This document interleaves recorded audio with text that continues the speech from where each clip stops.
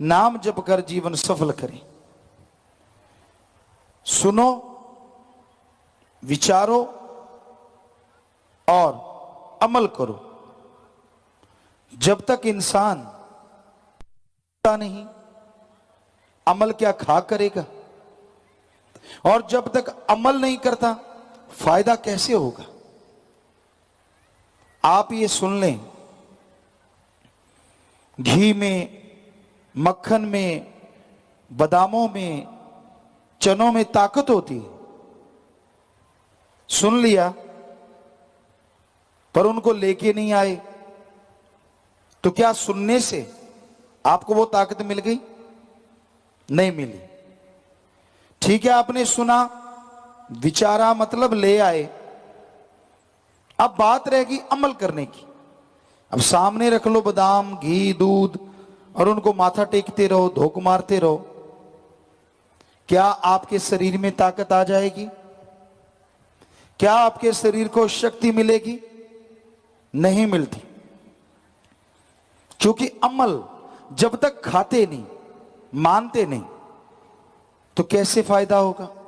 अब उसे खा लेंगे, स्वाद का भी पता चलता है और ताकत भी आ जाती है।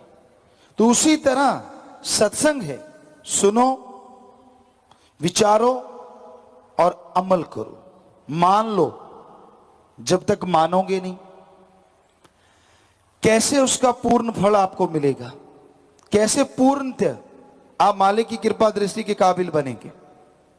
तो ये अति जरूरी है कि पीर फकीर जो अल्लाह वाहिगुरु की बात कहते हैं उसको सुनो, मानो, तो फायदा है।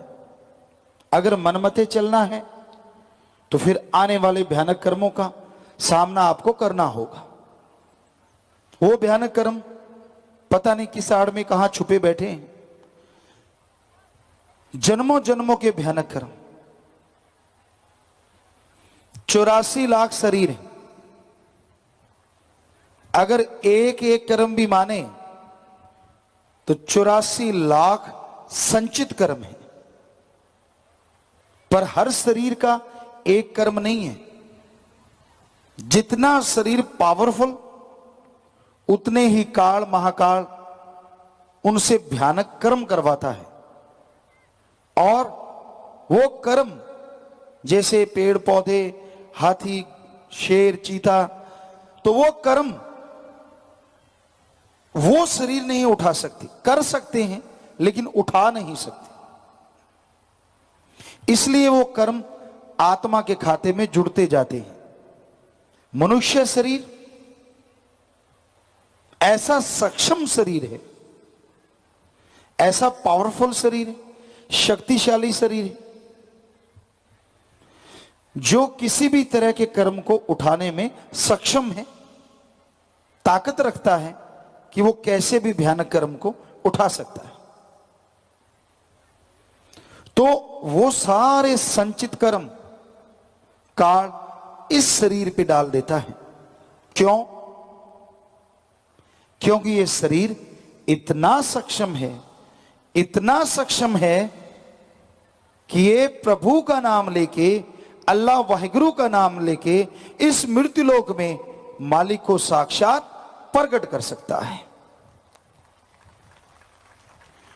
उसके नूरी स्वरूप के दर्शन कर सकता है और जिससे जन्मों जन्मों के पाप कर्म चुटकियों में जल के राख हो जाते हैं।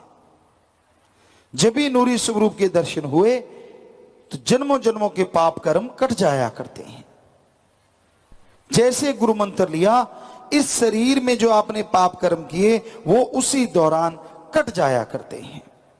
और जैसे जैसे आप सुमरण करते गए, जन्मों जन्मों के पाप कर्म वन बाई वन कटते चले जाते हैं। कर्मों का दायरा बड़ा ही जबरदस्त है। तो वो संचित कर्म आपके साथ जुड़े हुए हैं। कई बार आप बहुत मेहनत करते हैं, बहुत जोर लगाते हैं, पर आपको फल नहीं मिलता। कई बार आप अपनी खुशियों के लिए बहुत से कर्म अच्छे करते हैं, लेकिन खुशियां नहीं मिल पाती।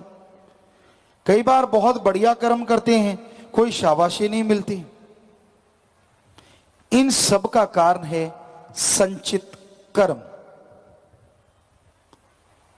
आपने इस शरीर में कोई गलत कर्म नहीं किया, कभी किसी का हक नहीं मारा, कभी किसी को बुरा नहीं कहा, फिर भी आप दुखी हैं, फिर भी आपकी मेहनत सफल नहीं होती। तो उसका कारण एक ही होता है कि आपके जन्मों जन्मों के पाप कर्म आपके आड़े आ रहे हैं, आपके रास्ते में आ रहे हैं। उनको काटने के लिए आपने क्या किया, ये बताइए। कहते जी बड़ा पुण्य किया, बड़ा लोगों का भला किया, सबके अच्छे के लिए सोचते रहे, प्रार्थना की। पुण्य करने से, अच्छा सोच लेने से पाप कर्म कटते नहीं, आने वाले टाइम में आपके अच्छे कर्म बन जाते हैं। पाप कर्म काटने का, चाहे वो देवी देवता हैं, देव महादेव हैं या इंसान हैं, एकमात्र उपाय प्रभु का सुमरन है।